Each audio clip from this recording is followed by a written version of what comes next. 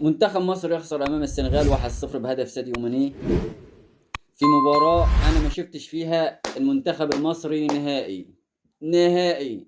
بندافع كلنا. المنتخب المصري كامل بيدافع ورا. الاستحواذ بتاعهم يعتبر في الشوط الاول او في بداية في الشوط الثاني كان 70-30. احنا ما جيناش، احنا ما رحناش. لما قلت من بداية البطولة قلت ان احنا لو هنلعب احنا كنا بنقابل فرق اساسا مش فرق. فرحنا وزطنا وعملنا الليله. ولما اتكلمت انا قلت منتخب بنين منتخب على كده، منتخب نقدر نكسبه هدف واثنين وثلاثة واربعة.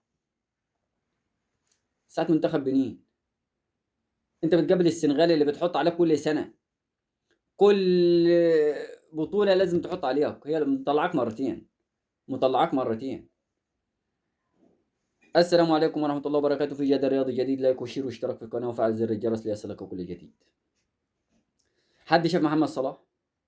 حد شاف مرموش؟ حد شاف زيزو؟ حد شاف ان احنا كنا بندافع بس، كنا شلت وجري لقدام شلت. هم كانوا بيلعبوا علينا كوره، بيلعبوا كوره لحد اخر المباراه.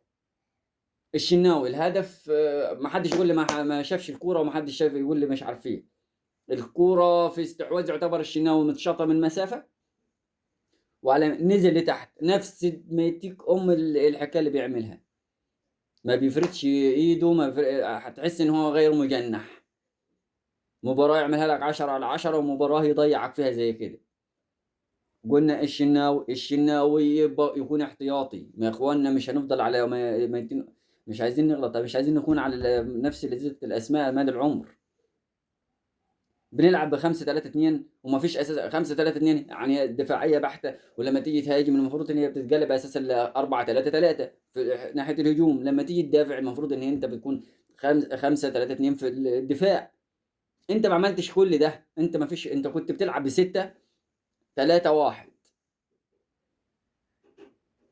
انت كنت بتدافع فقط لا غير، بتدافع فقط لا غير. انت ما رحتش غير يا بني ادم. انت لعبت 90 دقيقه ما وصلتش للمرمى بتاعهم غير كوره واحده. وما يقوليش الحكم ومش الحكم. الحكم ماشي على الكل. الحكم ماشي على الكل. ما نعلقش شماعاتنا على تحكيم وعلى بتاع. احنا ما لعبناش بربع جنيه، ما لعبناش بربع جنيه. السنغال على فكره كان في المتناول، لو لعبت برجوله، كان في المتناول. لكن انت ما لعبتش برجوله. ما فيش خطط انت نازل بيها، ما فيش خطه حقيقيه انت نازل بيها. واحد واقف لي على الخط. ايه يا عم؟ ما تلعبوا كوره زي البني ادمين. هو انتوا مش لعيبه وكنتوا محترفين وكنتوا هتعمل انت في كاس العالم؟ دي فرق ما تروحش كاس العالم. دي فرقه المفروض اساسا يشيلوها، ما تروحش كاس العالم. هتلعب على الثالث والرابع. هتلعب مين؟ يا نيجيريا يا هتلعب المغرب، اللي هو الماتش اللي هيبدا الساعه 10. اللي هيتهزم فيهم هيقابلك على الثالث والرابع. انت فين من الاول؟ ما شفتوش فيديو لعيبه السنغال ساديو ماني واللعيبه اللي معاه لما كانوا بيعملوا كده حاطينكم في الجيب؟ انتوا لعيبه ما عندكمش دم اساسا. لعيبه ما عندكمش دم. مدرب ما بيفهمش، ما بيفهم والله العظيم. المباراه اللي فاتت واللي قبلها احنا من اول البطوله من التصفيات ودور المجموعات وكله احنا ما قابلناش فرقه نقدر نقول ان احنا بنلعب كوره. السنغال كشفتك. من امتى منتخب مصر بينزل؟ ده انت في عز الجيل الذهبي. ابو تريكه وبركات وعماد متعب وعصام الحضري وشادي محمد واحمد السيد وعمرو زكي وميدو. في عز المجد بتاع الناس دي اللي هي اتظلمت فعلا انها ما راحتش كاس العالم، وما وصلتش كاس العالم. وكان برضو كان من طلعت ب6 من غانا. الجيل ده بتاع حسن شحاتة لعب البرازيل كانت فايزة 3-1 3-0 الشوط الأول. الشوط الثاني نزلوا اتعادلوا 3-3 لأنهم لاعب وكانوا بيلعبوا كورة. حرفيا كنت بتلعب كورة. وبعد كده اتهزمت بهدف كاكا في ضربة الجزاء. اتهزمت من البرازيل 4-3. كنت أقرب للفوز بعد التعادل. هزمت إيطاليا فزت على ايطاليا 1-0. انت بتقابل فرق معاك في البطوله، يعني معاك هنا في القاره الافريقيه، في القاره الافريقيه. السنغال فيها لعيبه في تشيلسي، فيها لعيبه ان كان مثلا في الهلال، في النصر. لعيبه انت من مستواك، ما تفكر، ما انت عندك ليفربول، وعندك تشيلسي، وعندك اسمه ده مانشستر في مرموش، وعندك يعني عندك لعيبه، عندك مصطفى محمد، عندك صلاح، عندك مرموش، عندك زيزو، عندك امام عاشور، عندك فرقه تقل النجيله. عملوا اللي عليهم. اللعيبه على فكره كانت بتلعب بدماغها، عارفه ان بره فيه مدرب بتاع لقطات وخلاص، اللي هو هشد في شعره، هو ما عندوش شعر اساسا. انتوا اقسم بالله منتخب عالم، منتخب عالم. اللعيبه دي تتسرح اساسا، ما تروحش المنتخب تاني. المدرب ده يتسرح. رئيس الاتحاد المفروض يتشال. رئيس الوزاره اشرف صبحي المفروض يتسرح. الرياضه المفروض تتفرمط. فرمطوا الرياضه عشان تكونوا منتخب مصر. شوفوا المغرب بتعمل ايه. المغرب وصلت رابعه كاس عالم وسط الفطاحله. انتوا عملتوا ايه؟ انتوا عملتوا ايه؟ اخر بطوله اخدتوها كانت 2010، 2010 على يد كابتن حسن شحاته، ربنا يديله الصحه. كان جيل ذهبي. ما كانش فيه مصالح في عز ما كان ميدو، هو ميدو ركنوا اطلع بره، ركنوا ما شمموش الملعب تاني معاه.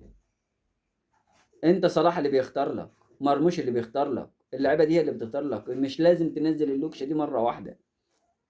فانت غيراتك انت، وقلت وارجع للفيديو اللي فات واللي قبليه، قلت حسام حسن بيخلي اللعيبه تنتحر في الملعب، تنتحر حرفيا، تنتحر حرفيا. بيخلي اللعيبه وصلنا ل 120 دقيقه لعب نزل في اواخر الوقت، اواخر الوقت بينزل اللعيبه. المباراه اللي فاتت برضو منزل لي لعيبه في اوقات الوقت الضايع. اللعيبه دي المفروض تاخد نفسها، المفروض تجدد دماء في وسط من دقيقه 60 المفروض تغير. انت جاي تغير في المباراه دي لما دخل فيك الهدف. منزل لي مصطفى محمد على زيزو على اسمه ده صلاح محسن. نزلهم امتى اللعيبه دي؟ المفروض صلاح اللعيبه دي كانت اتفرمطت على بعضها كده ونزلت تشكيله هجوميه. انا هاجمك، انا هبص نازل يا قاتل يا مقتول في الملعب. انت بنازل بتدافع لي، بتدافع يا عم شوف يا عم قدامك ستة بتدافع ملعبنا ما طلعناش نص الملعب غير في 3 4 كور المباراة كاملة 90 دقيقة. ده انت تحمد ربنا انك انت شلت واحد بس. عندك حارس انا مش عارف انت موقفه ليه يعني. ايه لازمته في المنتخب ان هو يعمل ايديه كده؟ بيلم ايديه. حركته دم من الله يحرق دمكم. واحد واحد حركته دم من الله يحرق دمكم، الله يحرق دمكم. من اول واحد ماسك في الرياضه لاصغر واحد ماسك في الرياضه، الله يحرق دمكم. انتوا اللي خاربين البلد، انتوا اللي خاربين الرياضه. الرياضه كلها هقولها وما زلت ان انا هفضل اقولها لحد بص يعني انتوا. الرياضه كلها فساد في مصر، من اعلى راس في الرياضه لاخر واحد في الرياضه. بناشد رئيس الجمهورية السيد عبد الفتاح السيسي، الرياضة كلها فساد، فساد فساد. وابتديتوا انكم انتوا تدخلوا مستثمرين العرب. واظن وصلت الرسالة في بتاعت الاسماعيلي. دول اجندتهم مختلفة تماما، اجندتهم مختلفة تماما. اللي مش طايلينه في السياسة هيطولوه في الرياضة. اشتروا من اقسم بالله زي اللي مش طايلينه في الرياضة في السياسة هيطلوه في الرياضة. واحنا عندنا في الرياضة يرابيع اكل مال بالدولار تخليهم عبيد. استقيموا ويرحمكم الله. يلا انا قلت اللي عندي. دمتم في امان الله. السلام عليكم.